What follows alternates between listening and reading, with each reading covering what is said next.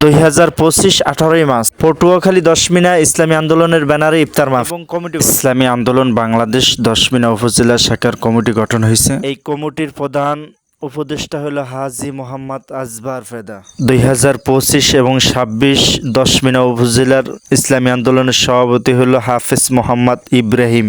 এই কমিটির শপথ পড়াইলেন পটুয়াখালী ইসলামী আন্দোলন বাংলাদেশের সম্মানিত সভাপতি হাজী মোহাম্মদ সেলিম হালাদার। আমি ইসলামী আন্দোলন বাংলাদেশ দশমিনা উপজেলা শাখার দায়িত্বশীল নরেন্দ্র ভাই আল্লাহ তাআলাকে সাক্ষী রেখে ওয়াদা করছি যে আমি আল্লাহ তাআলার সন্তুষ্টির উদ্দেশ্যে ইসলামী আন্দোলনের সম্প্রসারণ মজবুতি অর্জন ও মূল লক্ষ্য হাসিলের সর্বোত্তম প্রচেষ্টা চালাবো।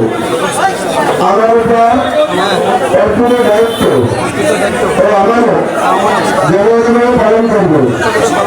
আমি সংগঠনের নীতিমালা ও আদর্শ মেনে চলব এবং উদ্যোগের নেতৃবৃন্দের আনুগত্য প্রদর্শন করব। দিনের পতাকা করে থাকবো। আমি জানমালের সর্বোচ্চ গ্রহণ করতে চেষ্টা করব। আল্লাহ তাআলা আমাকে এই ওয়াদা পালন করার তৌফিক দিন।